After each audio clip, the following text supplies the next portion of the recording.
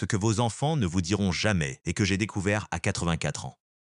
Imaginez que vous préparez un gâteau pour votre propre anniversaire. Vous mettez votre plus beau costume. Vous attendez vos enfants. La table est pleine, le soleil aussi. Et eux, ils arrivent non pas pour fêter votre vie, mais pour vous enterrer vivant. Ça vous semble impossible? Attendez, écoutez-moi. Parce que ce jour-là, un lundi de juin, j'ai compris une vérité que personne ne raconte. Et cette vérité va vous frapper comme une pierre. L'illusion d'une vie, j'ai 84 ans. Je m'appelle Giovanni, même si ce n'est pas mon vrai nom. Peu importe. Ce qui compte, c'est ce que j'ai vu. Je suis né à Montepulciano en 1940. Mon père était maçon, ma mère cuisinait. On n'avait pas d'argent, mais on avait du vin sur la table et des rires dans la cuisine. En Italie, la fête, c'est la vie. Un professeur de latin m'a appris le pouvoir des mots. Je suis devenu géomètre. J'ai construit des routes, des maisons, des rêves. À 24 ans, j'ai rencontré Rosa. Elle vendait des gâteaux à une fête de village. Elle savait coudre, cuisiner, aimer. Je l'ai regardée et j'ai su. Elle était ma maison. On s'est mariés dans la petite église de Montepulciano. Elle portait la robe blanche de sa cousine. J'ai pleuré. 3 enfants sont venus.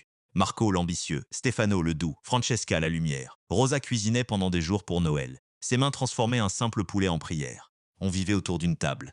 C'était notre royaume, mais le royaume s'est vidé, les enfants sont partis. Marco à Rome, ingénieur, Stefanov avocat, marié à une femme froide. Francesca, plus proche, mais toujours pressée. Et Rosa est morte en 2006, en 3 mois, sans me laisser veiller sur elle. Après sa mort, tout a changé, lentement. Comme l'eau qui tombe goutte à goutte sur un mur. On ne voit pas la dégradation. On voit seulement un jour que le mur est humide, que l'intérieur est pourri. Marco venait une fois par an, avec du vin cher et des mots vides. Stefano envoyait des cadeaux chers par colis. Jamais un papa comment tu vas. Francesca venait une fois par mois, mais elle regardait sa montre. Tout le monde regardait sa montre, sauf moi. La chute à 83 ans, un petit AVC, rien de grave. Mais mes enfants ont commencé à parler entre eux, pas avec moi. J'ai appris par hasard qu'ils cherchaient une maison de retraite. En Italie, on appelle ça Casa di Riposo. Mais c'est un endroit où on met les vieux quand on ne sait plus quoi faire d'eux.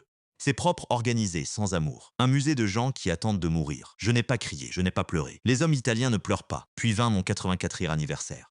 Un dimanche de juin, j'avais cuisiné un risotto aux champignons comme Rosa. Je m'étais habillé. Ils sont arrivés à midi. Les 3. Avec leur belle voiture, leurs regards qui savaient déjà ce qu'ils allaient dire. On a mangé en silence. Personne n'a parlé de Rosa. Personne n'a parlé de Montepulciano. Puis Marco a commencé à parler comme un avocat. Sécurité, responsabilité, maison de retraite moderne, jardin. Comme si un jardin avec des étrangers pouvait remplacer mon potager. Là où Rosa avait planté des tomates il y a 36 ans. Je n'ai rien dit. J'étais trop fatigué pour me battre. Ils ont fait mes valises. Toute une vie, 62 ans avec Rosa, 90 ans de souvenirs, dans 2 petites valises. Comme si j'étais un touriste. La maison de retraite était à 10 km de Pérouse, au milieu de nulle part. Une bâtisse grise, propre, sans âme. Jamais une femme n'y avait cuisiné. Jamais d'enfant n'y avait crié. Ma chambre avait un lit blanc, sans une trace de vie. Ils m'ont laissé là. On revient vite, on t'aime. Des paroles, rien que des paroles. Cette première nuit, je n'ai pas dormi. J'écoutais une vieille dame pleurer dans la chambre voisine. Et j'ai pensé. Voilà où finit un homme, l'étincelle inattendue. Les jours ont passé. 1 semaine, 2. Marco sans nouvelles. Stefano. Des messages courts.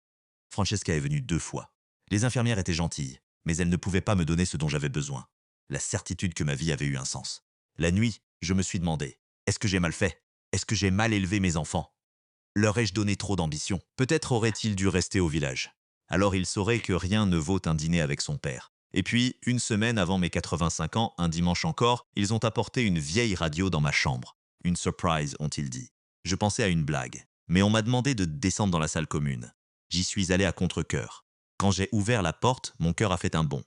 La salle était pleine. Pas d'autres résidents. Des visages que je n'avais pas vus depuis des années, des décennies. Monsieur Benedetti, mon collègue de chantier. La signora Francini, notre voisine de Montepulciano. Enzo, mon meilleur ami d'enfance. Le prêtre de mon mariage. Le boulanger, le fleuriste, des gens du marché. Ils étaient 40, peut-être 50. Tous venus avec des plats, du vin, des fleurs. Chacun avait une histoire. Chacun disait « Tu m'as appris à faire le pain. Tu m'as donné un conseil qui a changé ma vie. Tu as été gentil avec quand j'avais rien.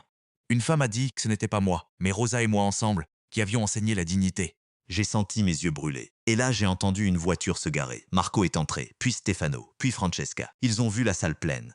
Ils ont vu leur père entouré, touché, embrassé par 50 personnes. J'ai vu quelque chose sur leur visage. La honte. Cette honte qu'on ne connaît qu'en Italie. Celle d'avoir cru un homme mourant alors qu'il était encore vivant. Celle d'avoir oublié que leur père était toujours un homme. Un homme que le monde aimait. Je n'ai rien dit. Je n'ai pas fait de scène. J'ai juste mangé. Bu du vin. Dansé. Si on peut appeler ça danser à 84 ans. Et j'ai regardé Marco pleurer. À ce moment-là, j'ai su que tout allait changer. Asterisk. 4e partie. La Renaissance. Je suis encore dans cette maison de retraite. Je n'ai plus de raison d'en partir. La maison de Pérouse a été vendue.